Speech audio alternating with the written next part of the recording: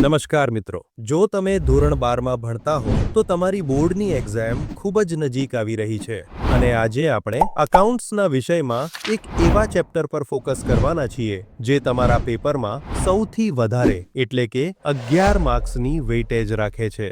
જુઓ મિત્રો, મને ખબર છે કે તમે આ ચેપ્ટરને છોડવાનું વિચાર્યું હશે। આના મોટા દાખલા, આના હવાલા અને બહુ બધા ખાતાઓને જોઈને તમને આ ચેપ્ટર ખૂબ જ જટિલ લાગતું હશે, પણ વિશ્વાસ માનો, આ વિડિયો જોયા પછી આ ચેપ્ટર પર તમારું કોન્ફિડન્સ ખૂબ જ વધી જશે। તો મિત્રો, જો તમે આ ચેપ્ટરને કર્યું હોય પહેલેથી તો સારું છે, પણ જો તમે આ ચેપ્ટરને ન કર્યું હોય, સૌથી પહેલી વાર પણ તમે આ ચેપ્ટરને જોતા હશો, તો પણ તમને આ વિડિયોથી આ ચેપ્ટર વિશે બધી માહિતીઓ મળી જશે। તો ચાલો પછી શરૂ કરીએ આ ચેપ્ટરને। જુઓ, આ ચેપ્ટરમાં મેન તો 5 ખાતા બનશે અને માત્ર આ 5 ખાતાને સમજી જશો તો તમારું લગભગ 90% જેટલું ચેપ્ટર પૂરું થઈ જશે। આ 5 ખાતામાં સૌથી પહેલું ખાતું આવે છે વેપાર ખાતું। આ ખાતાની બે સાઈડ હોય છે, ઉધાર બાકી અને જમા બાકી। તમારી જોડે આટલું ટાઈમ નથી કે તમે આ બાકી વિશે ડિટેલમાં સમજો। તમને બસ આટલું સમજવું છે કે જો પૈસા આવે તો જમા બાકી સાઈડ લખવું અને જો પૈસા જાય તો ઉધાર બાકી સાઈડ લખવું। તમે એમ પણ સમજી શકો છો કે જમા બાકીની સાઈડ એ જ વસ્તુઓ આવશે જેનાથી તમને મજા આવે છે, જેમાં પૈસા આવે છે। જેમ આપણે વેચાણ કર્યું તો પૈસા આવ્યા, મજા આવી, એવી જ રીતે ઉધાર બાકી સાઈડ એ વસ્તુઓ જ આવશે જેનાથી તમને મજા નથી આવતી, જેમાં પૈસા જાય છે। જેમ તમે ખરીદી કરી તો પૈસા ગયા તો મજા નહીં આવી।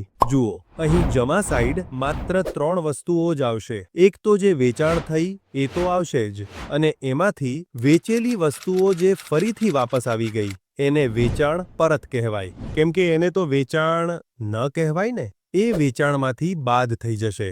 અને બીજું, જો ભંગાર માલનું વેચાણ પ્રશ્નમાં લખેલું હશે એ પણ અહીં આવશે। અને ત્રીજું, આખર માલનો સ્ટોક પ્રશ્નમાં લખેલું હશે એ પણ જમા સાઈડ આવી જશે। બસ માત્ર આ 3 વસ્તુઓ તમને યાદ રાખવી છે કે આ 3 વસ્તુઓ વેપાર ખાતામાં જમા સાઈડ આવશે। જુઓ મિત્રો, તમને એક સામાન્ય નિયમ સમજાવી દઉં કે તમને પ્રશ્નમાં 2 વસ્તુઓ આપેલ હશે, એક તો કાચું સરવૈયું અને બીજું હવાલા।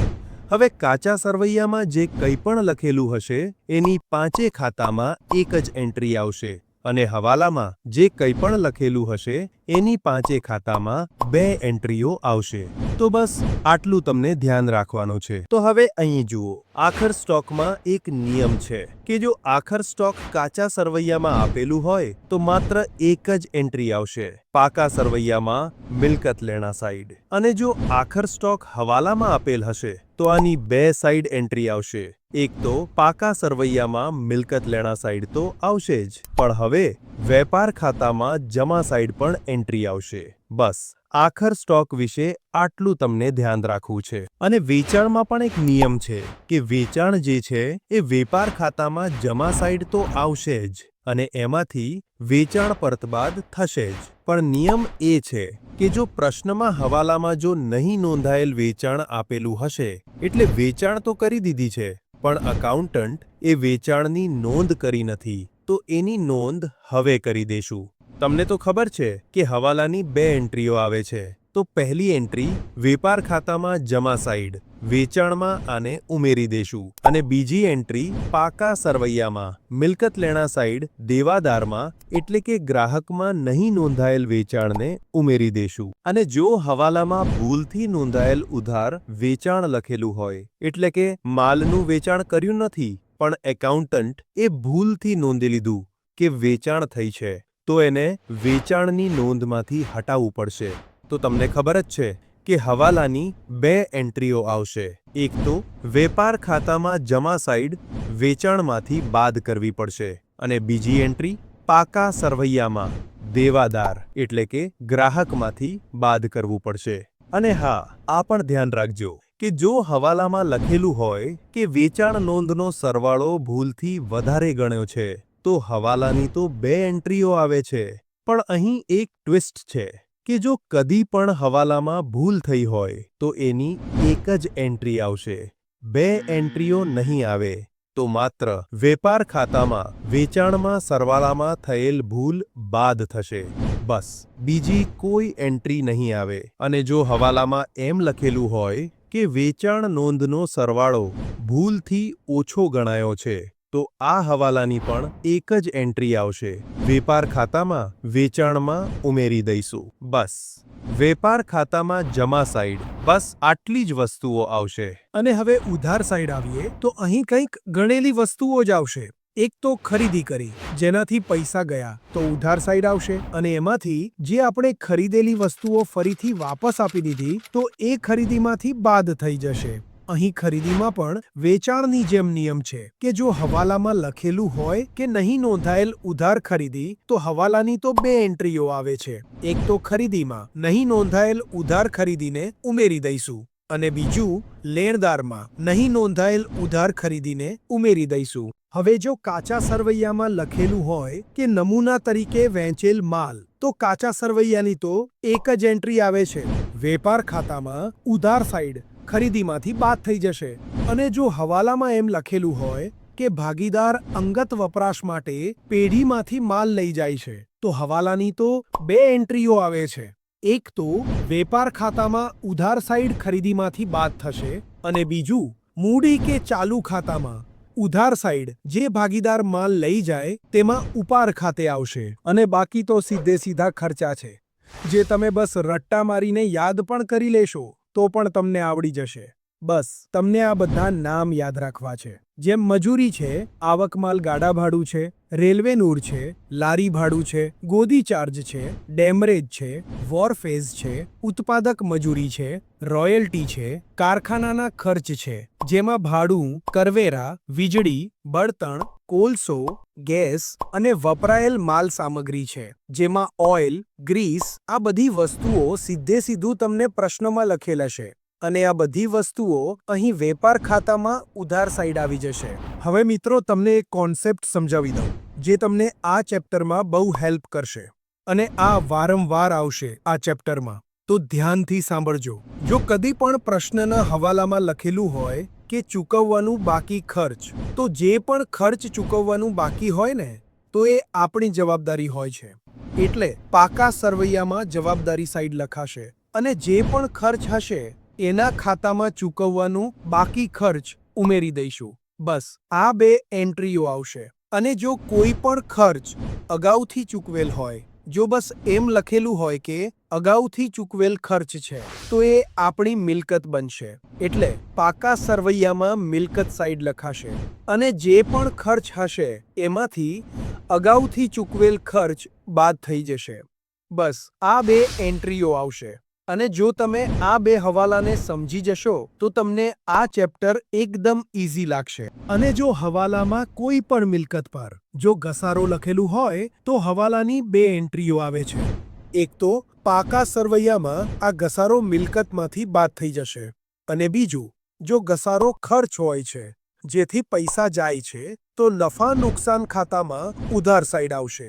પર કારખાનાના મકાનનો ઘસારો અને પ્લાન્ટ યંત્રોનો ઘસારો, આ બંને ઘસારા એક અપવાદ તરીકે છે, જેની એન્ટ્રી પાકા સરવૈયામાં મિલકતમાંથી બાદ તો થશે જ, પણ બીજી એન્ટ્રી વેપાર ખાતામાં ઉધાર સાઈડ આવશે, નફા નુકસાન ખાતામાં નહીં આવે.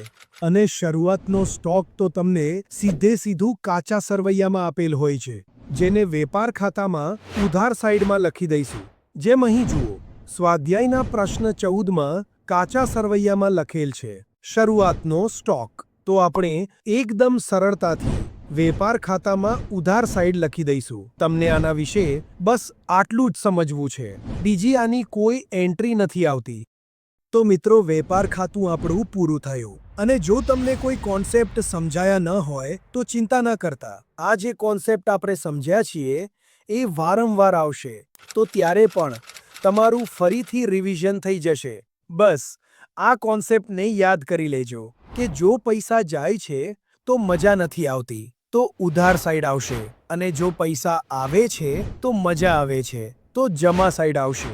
બસ આ કોન્સેપ્ટ ધ્યાન રાખી લેજો. હવે નફા નુકસાન ખાતા પર આવીએ તો અહીં એ જ કોન્સેપ્ટ લાગશે કે જો પૈસા આવે છે તો મજા આવે છે, તો જમા સાઈડ આવશે, અને જો પૈસા જાય છે તો મજા નથી આવતી, તો ઉધાર સાઈડ આવશે. અને અહીં જમા સાઈડમાં જોઈએ તો અહીં જુઓ, મળેલ વટાવ એટલે ડિસ્કાઉન્ટ મળ્યું છે તો મજા આવે છે, તો જમા સાઈડ આવશે. ભાડું મળ્યું છે તો મજા આવે છે, તો જમા સાઈડ આવશે. કમિશન મળ્યું છે તો મજા આવે છે, તો જમા સાઈડ આવશે. એમ દલાલી પણ મળે છે, આડત મળે છે, તો જમા સાઈડ આવશે. અને આમાં બસ એક હવાલો આવે છે. જેમ અહીં સ્વાધ્યાયના પ્રશ્ન 8માં જુઓ, હવાલામાં લખેલ છે ₹500 કમિશનના મળવાના બાકી છે. તો તમને ખબર જ છે કે હવાલાની 2 એન્ટ્રીઓ આવે છે, તો આની પણ 2 એન્ટ્રીઓ આવશે. એક તો નફા નુકસાન ખાતામાં જમા સાઈડ કમિશનમાં ઉમેરી દઈશું અને મળવાનું જે પણ બાકી હોય એ આપણી મિલકત હોય છે. તો બીજી એન્ટ્રી પાકા સરવૈયામાં મિલકત લેણા સાઈડ આવશે. હવે વ્યાજ મળવાની એન્ટ્રીઓ આવશે. જેમ રોકાણોનું વ્યાજ હોય છે, ધીરેલી એટલે કે આપેલી લોન પરનું વ્યાજ હોય છે. જેમ અહીં સ્વાધ્યાયના પ્રશ્ન 12માં જુઓ, હવાલામાં લખેલ છે કે રોકાણો પર ₹800નું વ્યાજ મળવાનું બાકી છે. તો તમને પહેલાથી ખબર છે કે હવાલાની 2 એન્ટ્રીઓ આવે છે. એક તો નફા નુકસાન ખાતામાં જમા સાઈડ આવશે અને બીજી એન્ટ્રી પાકા સરવૈયામાં મિલકત લેણા સાઈડ આવશે. મિત્રો, જેમ ધીરેલી લોન પર વ્યાજ મળે છે તેવી જ રીતે એક લીધેલી લોન પર વ્યાજ આપવું હોય છે. અને જો લોન પર વ્યાજ આપવું હોય છે તો પૈસા જાય છે, મજા નથી આવતી, તો ઉધાર સાઈડ આવશે. જેમ સ્વાધ્યાયના પ્રશ્ન નંબર 19માં જુઓ, કાચા સરવૈયામાં પ્રફુલ્લાની લોન ₹20,000 આપેલી છે, જેમાં તારીખ પણ આપેલી છે. જો મિત્રો કદી પણ કાચા સરવૈયામાં એમ તારીખ પણ આપેલી હોય તો આને છુપો હવાલો કહેવાય છે. જેથી આની 2 એન્ટ્રીઓ આવશે, એક એન્ટ્રી નહીં આવે. તો પહેલા આપણે આની કેલ્ક્યુલેશન કરી લઈએ. તો હવાલામાં ક્યાંય લખેલું નથી કે લોન પર કેટલું વ્યાજ આપવાનું છે, તો ક્યારેય લોન પર વ્યાજ કેટલું આપવાનું છે એ આપેલ ન હોય તો 6% વ્યાજ ગણવું, અને જો આપેલ હોય તો એના પ્રમાણે ગણવું. આ વાતને યાદ રાખજો. તો અહીં પણ આપણે 20,000ના 6% કરીશું તો ₹1,200 આવશે. પણ આ વ્યાજ તો 12 મહિનાનું છે અને આપણને 31/3/17 સુધી વ્યાજ ગણવું છે. અને લોન લીધી હતી 1/10/16, એટલે 10મો આખો મહિનો, 11મો, 12મો, 1, 2 અને ત્રીજું આખું. તો ટોટલ 6 મહિના થયા. અને મહિના 12 હોય છે તો આ ₹1,200ને 6 મહિનાથી ગુણી લઈશું અને 12 મહિનાથી ભાગી દઈશું. તો આપણને 6 મહિનાનું વ્યાજ મળી જશે. હવે આ ₹600ને એક તો નફા નુકસાન ખાતામાં ઉધાર સાઈડ પ્રફુલ્લાની લોનનું 6% વ્યાજ અને બીજી એન્ટ્રી પાકા સરવૈયામાં મૂડી દેવા સાઈડ ચૂકવવાનું બાકી વ્યાજ આવશે. તો હવે આવે છે ઘાલખાદ પરત. ઘાલખાદ આપણું ખર્ચ હોય છે, પણ જો ઘાલખાદ પરત આવી જાય તો એ આપણું નફો બની જાય છે. જેમ અહીં સ્વાધ્યાયના પ્રશ્ન 19માં ફરીથી જુઓ, કાચા સરવૈયામાં લખેલ છે કે ઘાલખાદ પરત, પણ અહીં ઘાલખાદ અને ઘાલખાદ પરત બંનેની રકમ આપેલી છે. અને તમને પહેલાથી ખબર છે કે ઉધાર સાઈડ એ આવશે જેનાથી પૈસા જાય છે અને જમા સાઈડ એ વસ્તુઓ આવશે જેમાં પૈસા આવે છે. તો ઘાલખાદ પરતમાં પૈસા આવે છે તો જમા સાઈડ ₹2,000 ઘાલખાદ પરતના છે. અને કાચા સરવૈયાની એક જ એન્ટ્રી આવે છે તો નફા નુકસાન ખાતામાં જમા સાઈડ ઘાલખાદ પરત આવશે. હવે જો આપણે ઘાલખાદના પોઈન્ટ પર આવી ગયા છીએ તો આને પૂરું કરી જ લઈએ. ઘાલખાદ એક નુકસાન છે, જેથી પૈસા જાય છે તો ઉધાર સાઈડ આવશે. અને ઘાલખાદનું એક ફોર્મેટ છે જે તમને યાદ રાખવું છે. ફોર્મેટ છે ઘાલખાદ કાચા સરવૈયાની પ્લસ ઘાલખાદ હવાલાની પ્લસ ઘાલખાદ અનામત હવાલાની માઇનસ ઘાલખાદ અનામત કાચા સરવૈયાની. તમને યાદ રાખવું હોય તો તમે બસ આટલું યાદ રાખો કે ઘાલખાદ અનામત કાચા સરવૈયાની માઇનસ થશે, બાકી બધું પ્લસ થશે. અને યાદ રાખજો કે ઘાલખાદ દેવાદાર સાથે સંબંધિત હોય છે. જેમ અહીં સ્વાધ્યાયના પ્રશ્ન 11માં જુઓ, કાચા સરવૈયામાં ઘાલખાદ અને ઘાલખાદ અનામત બંને આપેલ છે. અને તમને પહેલાથી ખબર છે કે ઘાલખાદ આપણું નુકસાન હોય છે, જેથી પૈસા જાય છે.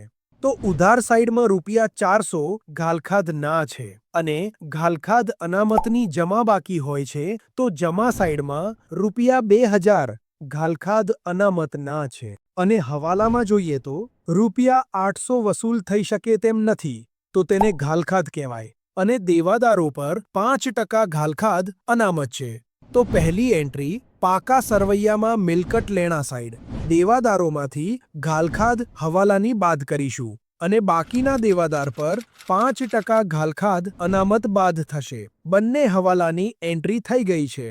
તો હવે બીજી એન્ટ્રી નફા નુકસાન ખાતામાં ઉધાર સાઈડ ઘાલખાદ કાચા સરવૈયાની ₹400 પ્લસ ઘાલખાદ હવાલાની ₹800 પ્લસ ઘાલખાદ અનામત હવાલાની ₹1800 માઇનસ ઘાલખાદ અનામત કાચા સરવૈયાની ₹2000 આવશે. હવે આગળ વધીએ તો મિલકત વેચાણનો નફો, પસ્તીના વેચાણની ઉપજ, ભંગારની ઉપજ, પરચુરણ આવક, આ બધી આવકો છે જેનાથી પૈસા આવે છે, આપણને મજા આવે છે, તો જમા સાઈડ આવશે. જેમ અહીં સ્વાધ્યાયના પ્રશ્ન 12માં જુઓ, નફા નુકસાન ખાતામાં લખેલ છે પરચુરણ આવક, તો આપણે પણ જવાબના નફા નુકસાન ખાતામાં જમા સાઈડ પરચુરણ આવક લખી દઈશું. હવે ઉધાર સાઈડ આવીએ તો વેપાર ખર્ચા છે જેનાથી પૈસા જાય છે, મજા નથી આવતી, તો ઉધાર સાઈડ આવશે. જેમ અહીં સ્વાધ્યાયના પ્રશ્ન 8માં જુઓ, કાચા સરવૈયામાં લખેલ છે વેપાર ખર્ચા, તો કાચા સરવૈયાની એક જ એન્ટ્રી આવે છે, તો નફા નુકસાન ખાતામાં ઉધાર સાઈડ વેપાર ખર્ચા આવશે. એવી જ રીતે પગાર હોય છે જેથી પૈસા જાય છે, મજા નથી આવતી, તો ઉધાર સાઈડ આવશે. જેમ અહીં સ્વાધ્યાયના પ્રશ્ન 8માં ફરીથી જુઓ, કાચા સરવૈયામાં લખેલ છે પગાર અને આની સાથે હવાલામાં લખેલ છે કે પગારના ₹3000 ચૂકવવાના બાકી છે. તો તમને ખબર જ છે કે હવાલાની 2 એન્ટ્રી અને કાચા સરવૈયાની 1 એન્ટ્રી આવે છે. તો પહેલી એન્ટ્રી નફા નુકસાન ખાતામાં ઉધાર સાઈડ પગાર અને ચૂકવવાનો બાકી ₹3000 પ્લસ થઈ જશે. અને બીજી એન્ટ્રી પાકા સરવૈયામાં મૂડી દેવા સાઈડ ચૂકવવાનો બાકી પગાર આવશે. હવે આવે છે ભથ્થા, બોનસ, ભાડું અને વીમા પ્રીમિયમ, આ બધું ઉધાર સાઈડ આવશે. જેમ અહીં સ્વાધ્યાયના પ્રશ્ન 11માં જુઓ, કાચા સરવૈયામાં વીમા પ્રીમિયમ આપેલ છે અને આની સાથે હવાલામાં અગાઉથી ચૂકવેલ વીમા પ્રીમિયમ ₹400 છે અને તમને પહેલાથી ખબર છે કે અગાઉથી ચૂકવેલ આપણી મિલકત હોય છે અને ચૂકવવાનું બાકી આપણી જવાબદારી હોય છે. અને હવાલાની 2 એન્ટ્રીઓ આવે છે, તો પહેલી એન્ટ્રી નફા નુકસાન ખાતામાં ઉધાર સાઈડ વીમા પ્રીમિયમ ₹2000 અને અગાઉથી ચૂકવેલ વીમા પ્રીમિયમ ₹400 માઇનસ થઈ જશે. અને બીજી એન્ટ્રી પાકા સરવૈયામાં મિલકત લેણા સાઈડ અગાઉથી ચૂકવેલ વીમા પ્રીમિયમ ₹400 આવશે. અને હવે જોઈએ તો કરવેરા, ટપાલ ખર્ચ અને સ્ટેશનરી છપામણી ખર્ચ, આ બધા ખર્ચ છે જેથી પૈસા જાય છે, મજા નથી આવતી, તો ઉધાર સાઈડ આવશે. જેમ અહીં જુઓ, પ્રશ્ન 14માં લખેલ છે સ્ટેશનરી ખર્ચ અને આની સાથે હવાલામાં લખેલ છે કે આખર સ્ટોક ₹21000 છે, જેમાં સ્ટેશનરી સ્ટોક ₹2000 સમાયેલ છે, એટલે 7000ના સ્ટેશનરી ખર્ચમાં ₹2000ની સ્ટેશનરીનો સ્ટોક બચ્યો જેને વાપર્યો નથી, તો આપણે વાપર્યો કેટલો? ₹5000નો. અને હવાલાની 2 એન્ટ્રીઓ આવે છે. એક તો નફા નુકસાન ખાતામાં ઉધાર સાઈડ સ્ટેશનરી ખર્ચ આવશે અને એમાંથી બચેલો સ્ટેશનરી સ્ટોક માઇનસ થશે. અને પાકા સરવૈયામાં મિલકત લેણા સાઈડ સ્ટેશનરી સ્ટોક ₹2000 આવશે. પછી હવે આવશે કાનૂની ખર્ચ, ઓડિટ ફી, વીજળી ખર્ચ, પ્રોવિડન્ટ ફંડમાં ફાળો અને જાવકમાલ ગાડા ભાડું. મિત્રો યાદ રાખજો, એક આવે છે આવકમાલ ગાડા ભાડું, જે વેપાર ખાતામાં ઉધાર સાઈડ આવશે, અને અહીં આવે છે જાવકમાલ ગાડા ભાડું, જે નફા નુકસાન ખાતામાં ઉધાર સાઈડ આવશે. જેમ અહીં પ્રશ્ન 17માં જુઓ, કાચા સરવૈયામાં લખેલ છે આવકમાલ ગાડા ભાડું અને જાવકમાલ ગાડા ભાડું, તો આવકમાલ ગાડા ભાડું વેપાર ખાતામાં ઉધાર સાઈડ આવશે અને બીજી તરફ જાવકમાલ ગાડા ભાડું નફા નુકસાન ખાતામાં ઉધાર સાઈડ આવશે. તો હવે આવે છે સેલ્સમેનનો પગાર, કમિશન એટલે આપેલ કમિશન અને મરેલ કમિશન હશે તો જમા સાઈડ આવશે. પછી જાહેરાત ખર્ચ, આપેલ વટાવ અને જો મરેલ વટાવ હશે તો જમા સાઈડ આવશે. જેમ અહીં સ્વાધ્યાયના પ્રશ્ન 8માં જુઓ, કાચા સરવૈયામાં આપેલ વટાવ અને મળેલ વટાવ બંને આપેલ છે તો નફા નુકસાન ખાતામાં ઉધાર સાઈડ આપેલ વટાવ આવશે અને જમા સાઈડ મળેલ વટાવ આવશે. પછી હવે આવશે વટાવ અનામત, શોરૂમના ખર્ચા, વખાર ખર્ચ, પેકિંગ ખર્ચ અને ભાગીદારની લોનનું વ્યાજ. જેમ અહીં સ્વાધ્યાયના પ્રશ્ન 13માં જુઓ, હર્ષાની લોન જેમાં તારીખ પણ આપેલી છે અને તમને પહેલાથી ખબર છે કે જો કાચા સરવૈયામાં તારીખ લખેલી હશે એને છૂપો હવાલો કહેવાય અને હવાલાની 2 એન્ટ્રી આવશે. તો પહેલા લોન પર વ્યાજની ગણતરી કરી લઈએ. હવાલામાં ક્યાંય લોન પર કેટલું વ્યાજ ગણવું છે એ નથી લખેલું અને જો લોન પર વ્યાજ ન લખેલું હોય તો 6% ગણવું. તો અહીં આપણે ₹10,000ના 6% કકરીશું તો ₹600 આવે છે. પણ આ 600 રૂપિયા તો 12 મહિનાના છે અને આપણને 31/3/17 સુધી વ્યાજ ગણવું છે અને લોન લીધી હતી 1/10/16 એટલે 10મો આખો મહિનો, 11મો, 12મો, 1, 2 અને ત્રીજું આખું. તો ટોટલ 6 મહિના થયા અને મહિના 12 હોય છે તો આ 600 રૂપિયાને 6 મહિનાથી ગુણી લઈશું અને 12 મહિનાથી ભાગી દઈશું તો આપણને 6 મહિનાનું વ્યાજ ₹300 મળશે અને કાચા સરવૈયામાં લોન પર વ્યાજ ₹200 આપેલા છે તો બાકીના 100 રૂપિયા ચૂકવવાના બાકી છે. તો નફા નુકસાન ખાતામાં ઉધાર સાઈડ હર્ષાની લોન પર વ્યાજ ₹200 અને ચૂકવવાનું બાકી 100 રૂપિયા પ્લસ થશે અને બીજી એન્ટ્રી પાકા સરવૈયામાં મૂડી દેવા સાઈડ ચૂકવવાનું બાકી હર્ષાનું લોન પર વ્યાજ 100 રૂપિયા આવશે. અને હવે જોઈએ તો બેંક ઓવરડ્રાફ્ટનું વ્યાજ, લીધેલી લોનનું વ્યાજ, બેંક ચાર્જીસ, કમિશન જે આપેલ કમિશન છે. જો મળેલ કમિશન હશે તો જમા સાઈડ આવશે. પછી ધર્માદા ખર્ચ છે, ઓફિસે મિલકતો પરનો ઘસારો. જેમ અહીં સ્વાધ્યાયના પ્રશ્ન 8માં જુઓ, કાચા સરવૈયામાં મશીનરી, ઓફિસની ₹50,000 અને ફર્નિચર ફિક્સચર્સ ₹5,000 આપેલ છે અને આની સાથે હવાલામાં મશીનરી પર 6% અને ફર્નિચર પર 20% ઘસારો ગણો. તો 50,000ની મશીનરી પર 6% ઘસારો ગણીએ તો ₹3,000 આવશે અને 5,000ના ફર્નિચર પર 20% ઘસારો ગણીએ તો ₹1,000 આવશે. તો હવાલાની 2 એન્ટ્રી આવે છે. તો પહેલી એન્ટ્રી પાકા સરવૈયામાં મિલકત લેણા સાઈડ મશીનરીમાંથી 3,000નો ઘસારો માઇનસ થશે અને ફર્નિચરમાંથી 1,000નો ઘસારો માઇનસ થશે અને બીજી એન્ટ્રી નફા નુકસાન ખાતામાં ઉધાર સાઈડ ઘસારાની હેડિંગ મારીને મશીનરીના 3,000 અને ફર્નિચરના 1,000 આવશે. તો પછી હવે આવે છે ઘાલખાદનો આખો પોઈન્ટ, જે તમને પહેલાથી યાદ છે કે ઘાલખાદ કાચા સરવૈયાની માઇનસ થશે, બાકી બધું પ્લસ થશે. પછી આગથી નુકસાન, ચોરીથી નુકસાન, મિલકત વેચાણ નુકસાન, ખર્ચ કે નુકસાનમાંની જોગવાઈ, આ બધા ખર્ચ છે જે ઉધાર સાઈડ આવશે. તો મિત્રો, નફા નુકસાન ખાતું પણ પૂરું થયું. જુઓ મિત્રો, જો તમને આ બધી એન્ટ્રીઓ યાદ રાખવી હોય તો તમને કંઈ નથી કરવું. તમે બસ વેપાર ખાતાની એન્ટ્રીઓ યાદ કરી લો અને જે એન્ટ્રી વેપાર ખાતામાં નહીં આવે એ નફા નુકસાન ખાતામાં આવશે. જેમ તમે વેપાર ખાતાની ઉધાર સાઈડની બધી એન્ટ્રીઓ યાદ કરી લો બસ, અને જે એન્ટ્રી વેપાર ખાતામાં આવશે એને વેપાર ખાતામાં ઉધાર સાઈડ લખી દો. અને જો તમને યાદ આવે કે આ એન્ટ્રી તો વેપાર ખાતામાં નથી આવતી તો એ ઓટોમેટિકલી નફા નુકસાન ખાતાની ઉધાર સાઈડ આવી જશે. અને એવી જ રીતે વેપાર ખાતાની જમા સાઈડની બધી એન્ટ્રીઓ યાદ કરી લો અને જે એન્ટ્રી વેપાર ખાતામાં આવશે એને વેપાર ખાતાની જમા સાઈડ લખી દો. અને જો તમને યાદ આવે કે આ એન્ટ્રી તો વેપાર ખાતામાં નથી આવતી તો એ ઓટોમેટિકલી નફા નુકસાન ખાતાની જમા સાઈડ આવી જશે. આ એક ટ્રીક છે જે તમને એન્ટ્રીઓ યાદ રાખવામાં મદદ કરશે. તો હવે આપણે આગળ વધીએ તો નફા નુકસાન ફાળવણી ખાતું, ભાગીદારોના મૂડી ખાતા અને ભાગીદારોના ચાલુ ખાતા. હવે નફા નુકસાન ફાળવણી ખાતામાં આપણને પેઢી વિશે એટલે ધંધા વિશે વિચારવું છે.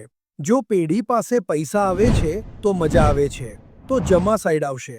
એવી જ રીતે જો પેઢી પાસેથી પૈસા જાય છે તો મજા નથી આવતી તો ઉધાર સાઈડ આવશે. એમ જ ભાગીદારોના મૂડી ખાતા અને ચાલુ ખાતામાં પણ આવશે. પણ અહીં તમને ભાગીદાર વિશે વિચારવું છે.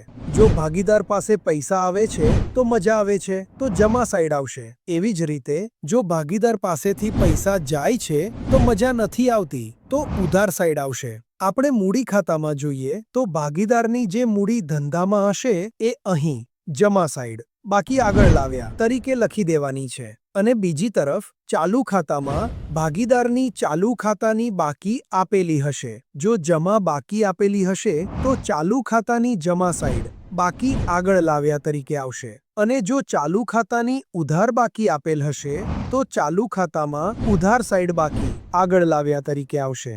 તો મિત્રો, આ વાતને સમજી લો કે મૂડી ખાતા અને ચાલુ ખાતા બંને એક જ છે.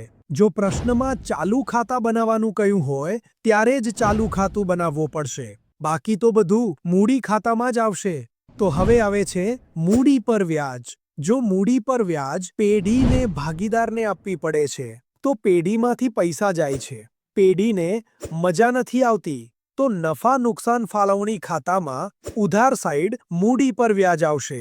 અને ભાગીદાર પાસે પૈસા આવે છે, ભાગીદારને મજા આવે છે, તો મૂડી કે ચાલુ ખાતામાં જમા સાઈડ મૂડી પર વ્યાજ આવશે. જેમ અહીં સ્વાધ્યાયના પ્રશ્ન 19માં જુઓ. કાચા સરવૈયામાં મૂડી અને ઉપાડ આપેલ છે, જેમાં મૂડીની જમા બાકી હોય છે. અને આની સાથે હવાલામાં આપેલ છે કે મૂડી પર 10% વ્યાજ ગણો. અને જો હવાલામાં કંઈ ના લખેલ હોય કે મૂડી પર કેટલું વ્યાજ ગણાવવું છે તો મૂડી પર વ્યાજ નથી ગણવું. તો મૂડીની કેલ્ક્યુલેશન કરીએ તો જયની રૂપિયા 1 લાખની મૂડી પર 10% વ્યાજ ગણીશું તો રૂપિયા 10,000 આવે છે.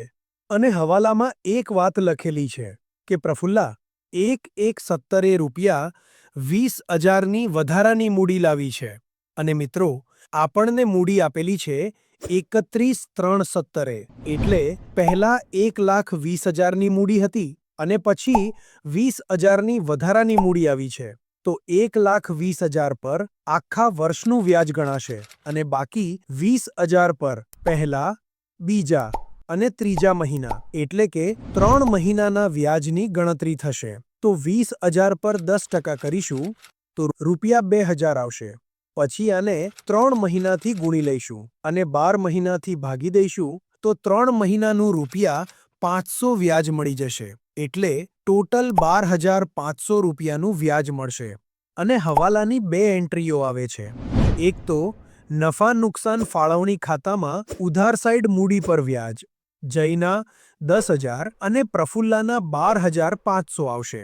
અને બીજી એન્ટ્રી ચાલુ ખાતામાં જમા સાઈડ મૂડી પર વ્યાજ ખાતે જયના 10 અને પ્રફુલ્લાના 12,500 આવશે. અને હવે જો ઉપાડ પર આવીએ તો ઉપાડની ઉધાર બાકી હોય છે. તમે ઉપાડના ઉ ને ઉધારના ઉ સાથે યાદ રાખી શકો છો. તો ઉપાડ ચાલુ ખાતાની ઉધાર સાઈડ આવી જશે.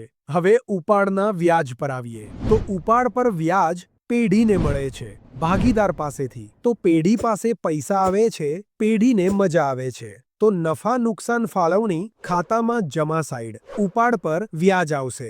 અને ભાગીદાર પાસેથી પૈસા જાય છે તો મજા નથી આવતી, તો મૂડી કે ચાલુ ખાતામાં ઉધાર સાઈડ ઉપાડ પર વ્યાજ આવશે. આના ઉપર પહેલા ચેપ્ટરમાંથી વિકલ્પ પણ આવે છે કે ઉપાડ પર વ્યાજ એ ભાગીદાર માટે શું છે. તો ભાગીદાર માટે ખર્ચ છે અને પેઢી માટે આવક છે. તો પછી હવે ચાલુ ખાતાની શરૂઆતની બાકીના વ્યાજ પર આવીએ. તો જો ચાલુ ખાતાની ઉધાર બાકી હશે તો ભાગીદારને વ્યાજ આપવું પડશે પેઢીને.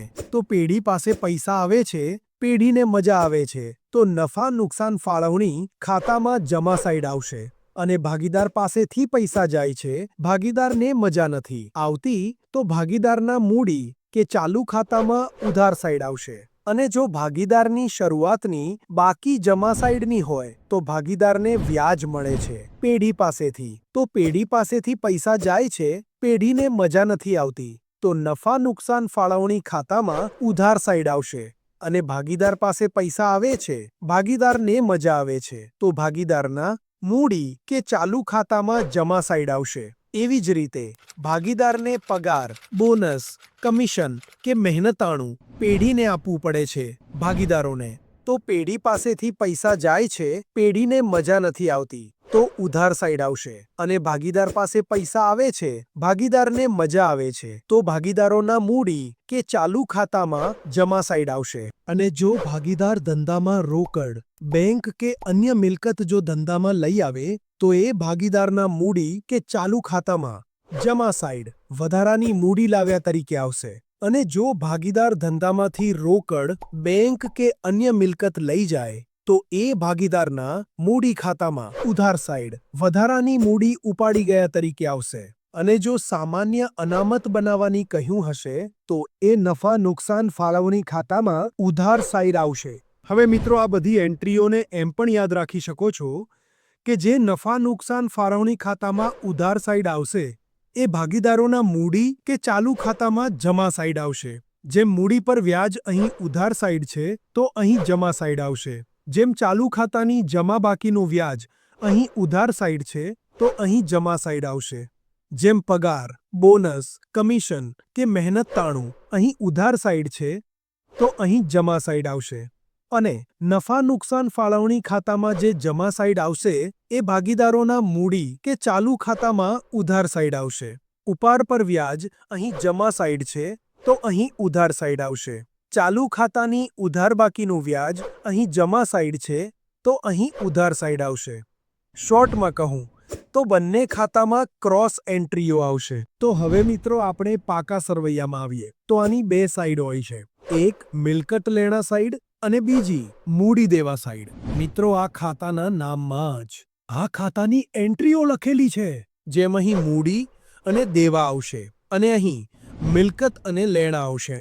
જેમ જમીન, મકાન, પટ્ટે રાખેલી મિલકતો, વાહનો, યંત્રો, ફર્નિચર ફિટિંગ્સ અને પેટન્ટ્સ, ટ્રેડમાર્ક, કોપીરાઇટ, પાઘડી, સરકારી જામીનગીરીમાં રોકાણો, પ્રોવિડન્ટ ફંડમાં રોકાણો અને પ્રસારિત મહેસૂલી ખર્ચા. અને મૂડી દેવા સાઈડ ભાગીદારોની મૂડી, ચાલુ ખાતાની જમા બાકી, અને જો ચાલુ ખાતાની ઉધાર બાકી હશે, તો મિલકત લેણા સાઈડ આવશે. પછી અનામતો અને બેંક લોન, અન્ય લોન, મિત્રોની લોન, ભાગીદારની લોન અને ઓવરડ્રાફ્ટ. અને જો મિલકત લેણા સાઈડ આખર સ્ટોક, દેવાદારો. જુઓ મિત્રો, આપણે દેવાદાર કહીએ, લેણું કહીએ, ગ્રાહક કહીએ, ત્રણે એક જ વાત છે. અને જો આપણે લેણદાર કહીએ, દેવું કહીએ, વેપારીઓ કહીએ, ત્રણે એક જ વાત છે. આ વાતને યાદ રાખજો. પછી આવે છે રોકડ સિલક, બેંક સિલક અને મળવાની બાકી આવકો છે. અને જો અગાઉથી મળેલ આવકો હોય, તો મૂડી દેવા સાઈડ આવશે. એવી જ રીતે અગાઉથી ચૂકવેલ ખર્ચ છે, અને જો ચૂકવવાના બાકી ખર્ચ હોય, તો મૂડી દેવા સાઈડ આવશે. અને ધીરેલી એટલે કે આપેલી લોન, લેણી હુંડી. જો તમે લેણી હુંડીને એમ પણ યાદ રાખી શકો છો કે લેણા સાઈડ લેણી હુંડી આવશે અને દેવા સાઈડ દેવી હુંડી આવશે. પછી મૂડી દેવા સાઈડ કરવેરાની જોગવાઈ, પ્રોવિડન્ટ ફંડ, ભાગીદારની લોનનું બાકી વ્યાજ. હવે જુઓ મિત્રો, તમને એક ટ્રીક બતાવી દઉં કે ખરીદીનું દેવાદાર સાથે સંબંધ છે અને બંનેની ઉધાર બાકી હોય છે. જો મિત્રો, તમે એમ પણ યાદ રાખી શકો છો કે ખરીદીના દને દેવાદારના દ સાથે સંબંધ છે અને બંનેની ઉધારના ધ સાથે સંબંધ છે. જેમ ખરીદીનું દ અને ઉધારનું ધ બંને મળે છે, તો ખરીદીની ઉધાર બાકી હોય છે. અને ખરીદીનું ઉલટું વેચાણ હોય છે, તો વેચાણની જમા બાકી થશે. હવે જો દેવાદારનું દ અને ઉધારનું ધ બંને મળે છે, તો દેવાદારની ઉધાર બાકી હોય છે અને દેવાદારનું ઉલટું લેણદાર હોય છે, તો લેણદારની જમા બાકી થશે. અને જો ખરીદીની ઉધાર બાકી હોય છે, તો ખરીદ પરતની જમા બાકી બનશે. અને ખરીદીની ઉધાર બાકી હોય છે, તો વેચાણની જમા બાકી હોય છે, તો વેચાણ પરતની ઉધાર બાકી બનશે. જેમ અહીં સ્વાધ્યાયના પ્રશ્ન 19માં જુઓ, ખરીદી અને વેચાણ બંને આપેલ છે, તો તમને પહેલાથી ખબર છે કે ખરીદીનું દ અને ઉધારનું ધ બંને મળે છે, તો રૂપિયા 2 લાખ ખરીદીના છે. અને જો ખરીદી ઉધાર છે, તો વેચાણ જમા થશે, તો વેચાણના રૂપિયા 3,80,000 બનશે.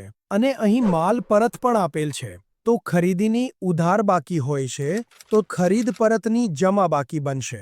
તો રૂપિયા 12,000 ખરીદ પરતના છે અને ખરીદ પરતની જમા બાકી છે તો વેચાણ પરતની ઉધાર બાકી હશે. તો રૂપિયા 7,000 વેચાણ પરતના છે અને અહીં દેવાદારો અને લેણદારો પણ સાથે આપેલ છે તો દેવાદારના દ અને ઉધારના ધ બંને મળે છે.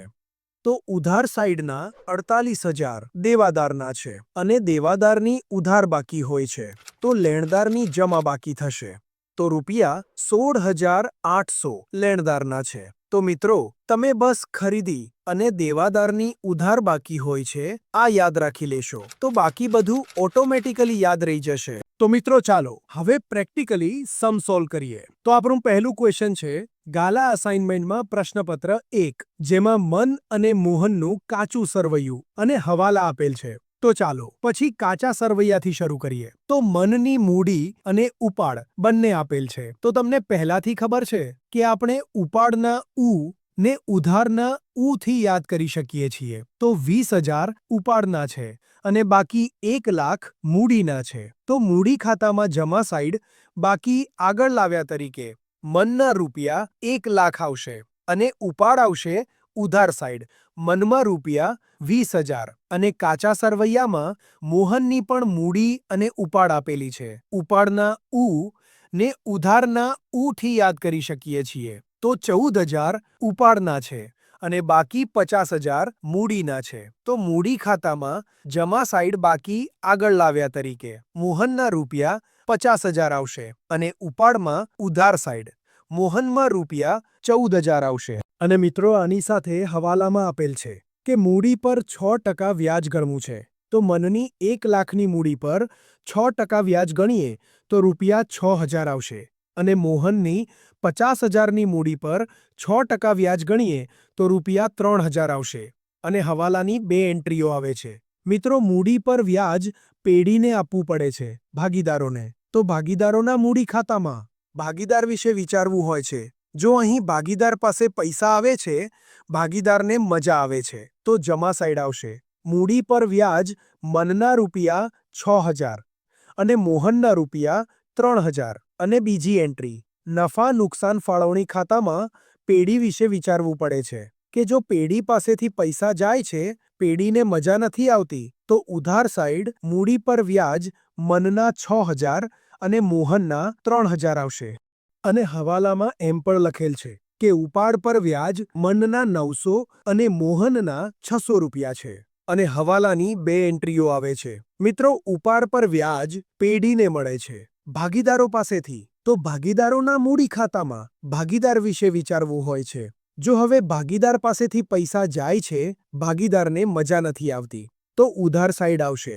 ઉપાડ પર વ્યાજ મનના રૂપિયા 900 અને મોહનના રૂપિયા 600 અને બીજી એન્ટ્રી નફા નુકસાન ફાળવણી ખાતામાં પેઢી વિશે વિચારવું પડે છે કે જો પેઢી પાસે પૈસા આવે છે પેઢીને મજા આવે છે તો જમા સાઈડ ઉપાડ પર વ્યાજ મનના 900 અને મોહનના 600 આવશે. અને હવે આવે છે વેપારીઓ અને ગ્રાહકો. અને તમને પહેલાથી ખબર છે કે વેપારીઓને લેણદારો અને ગ્રાહકોને દેવાદારો કહે છે. તો મિત્રો આપણે દેવાદારોના દ ને ઉધારના ધ થી યાદ રાખી શકીએ છીએ. તો રૂપિયા 90,000 દેવાદારોના છે અને બાકી 60,000 લેણદારોના છે. અને આની સાથે હવાલામાં લખેલ છે કે દેવાદારો પર 5% ઘાલખાદ અનામત બનાવો. તો 90,000ના દેવાદાર પર 5% ઘાલખાદ અનામત કરીએ તો 4,500 આવે છે અને હવાલાની 2 એન્ટ્રીઓ આવે છે.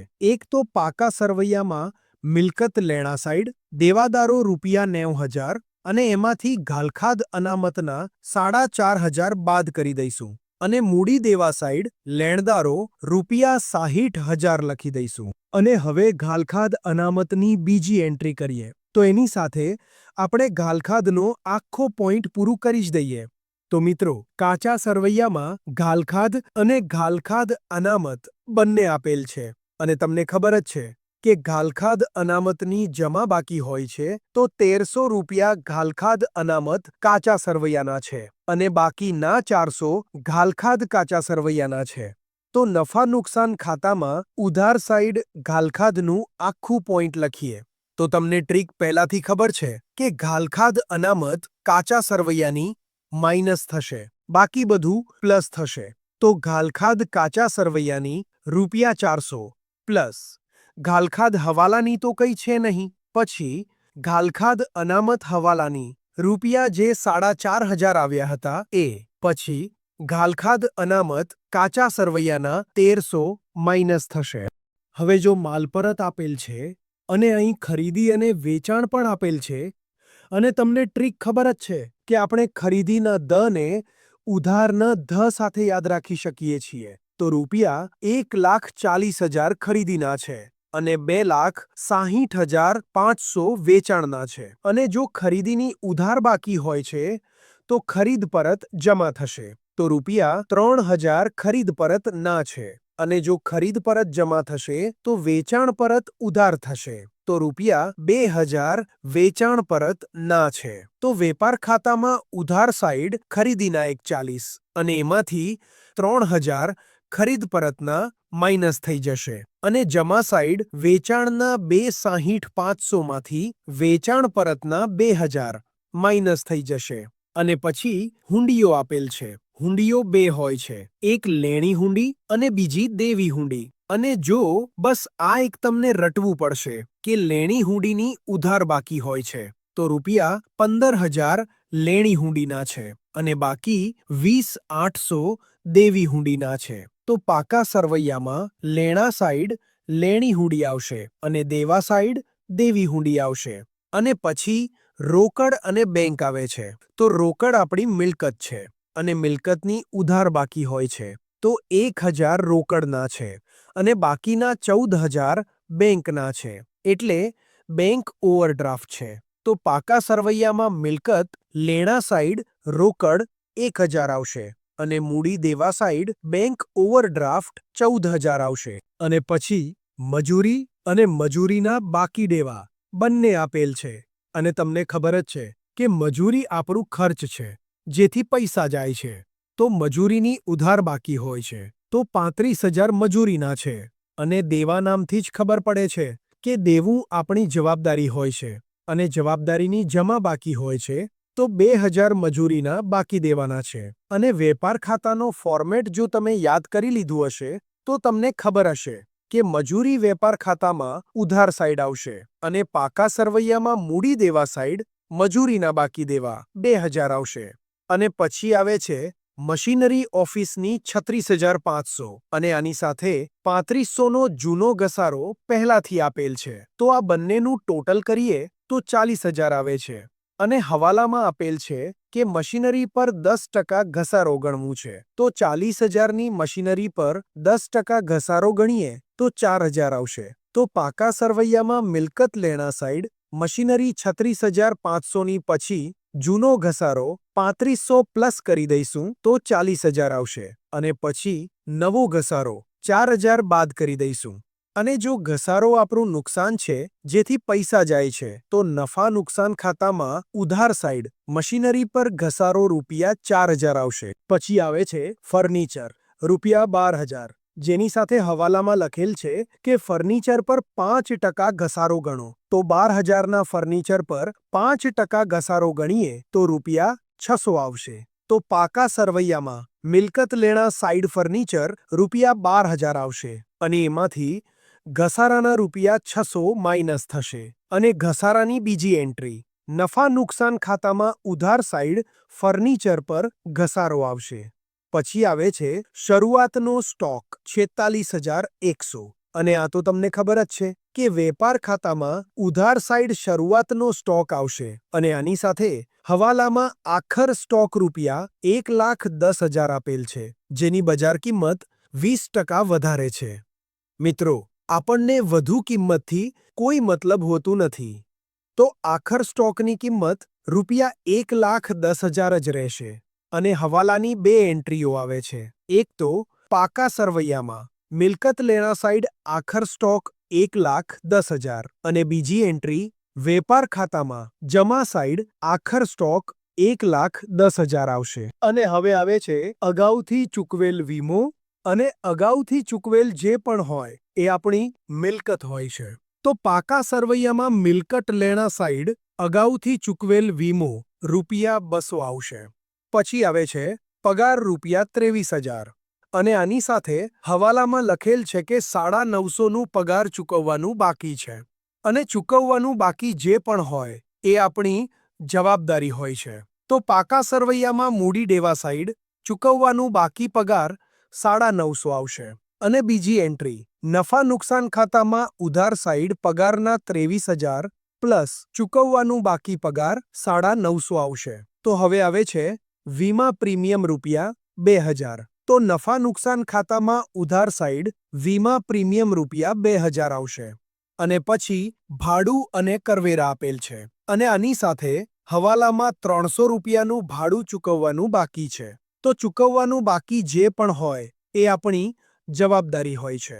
તો પાકા સરવૈયામાં મૂડી દેવા સાઈડ ચૂકવવાનું બાકી ભાડું ₹300 આવશે. અને બીજી એન્ટ્રી નફા નુકસાન ખાતામાં ઉધાર સાઈડ ભાડું ₹12,000 પ્લસ ચૂકવવાનું બાકી ભાડું ₹300 આવશે.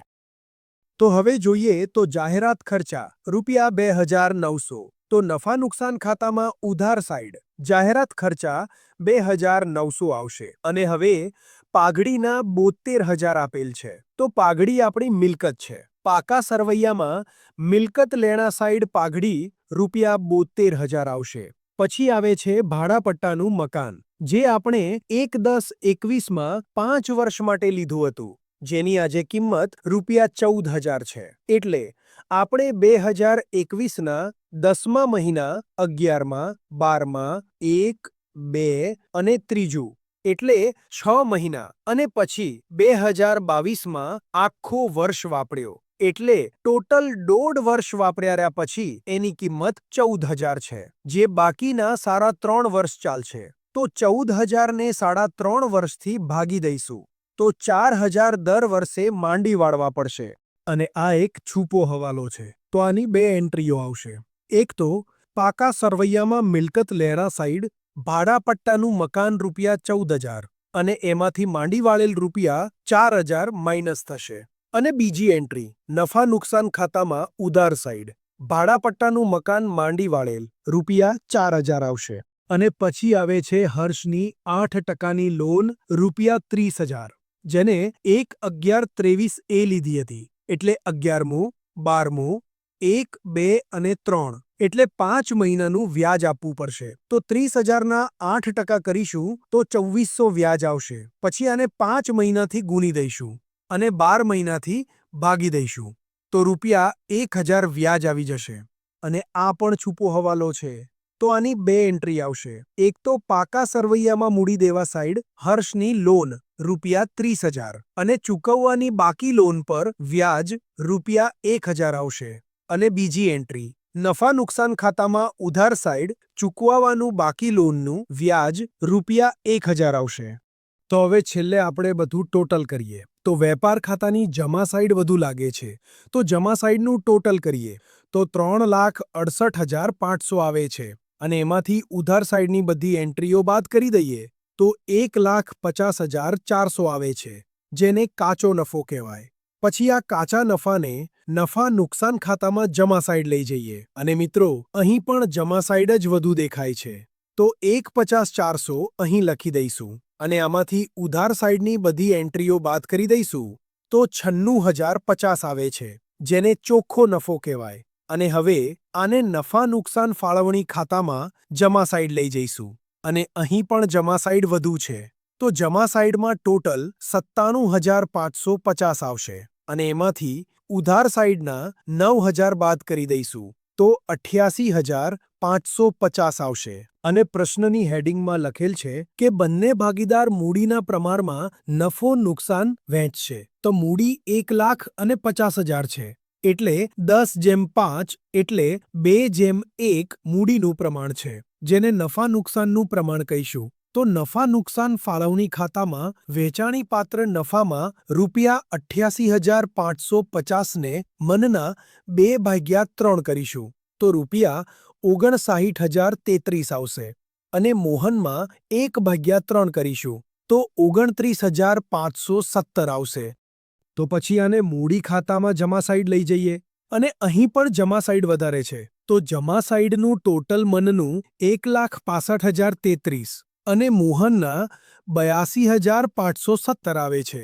હવે આને ઉધાર સાઈડથી માઇનસ કરી દઈએ તો મનના 1,44,133 અને મોહનના 67,917 બાકી આગળ લાવ્યા તરીકે આવે છે.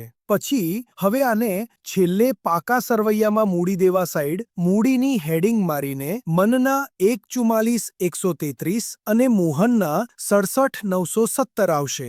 અને હવે મૂડી દેવા સાઈડનું ટોટલ કરીએ તો 3,41,100 આવે છે. અને હવે મિલકત લેણા સાઈડનું પણ સેમ અમાઉન્ટ આવવું જોઈએ.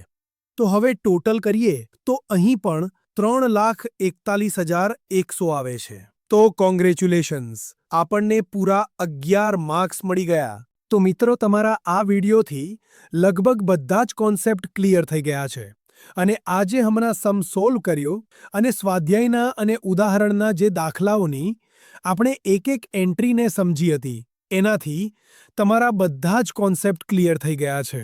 તો હવે જો તમને કોઈ કોન્સેપ્ટ સમજાયું ના હોય તો વિડીયોને પાછળ કરીને ફરીથી જુઓ. અને જો તો પણ ખબર ના પડે તો એક ચોપડાને લો અને જે બોલું છું એ તમે લખો, પછી એ વાંચો, તો તમને ચોક્કસથી યાદ રહી જશે. મિત્રો, તમે માત્ર ગાલા અસાઇનમેન્ટના પ્રશ્નપત્ર 1ના સમને જો સારી રીતે યાદ કરી લીધો તો પણ તમારા એક્ઝામમાં ઓછામાં ઓછા 8 માર્ક્સ તો આરામથી આવી જશે. તો કોન્ફિડન્સ રાખો, તમે એક્ઝામમાં ડંકો બજાવીને આવવાવાળા છો. ઓકે, તો ફરી મળીએ. ઓલ ધ બેસ્ટ મારા વિદ્યાર્થી મિત્રો.